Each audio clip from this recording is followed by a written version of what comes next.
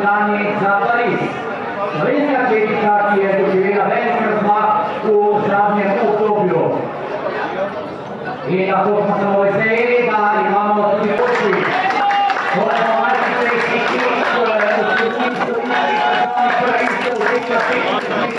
to je že jasno.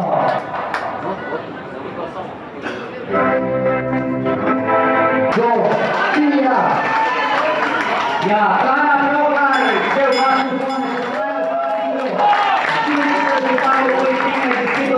15 bo torej vključen dosežek slovenskih državnih članskih prvenstev.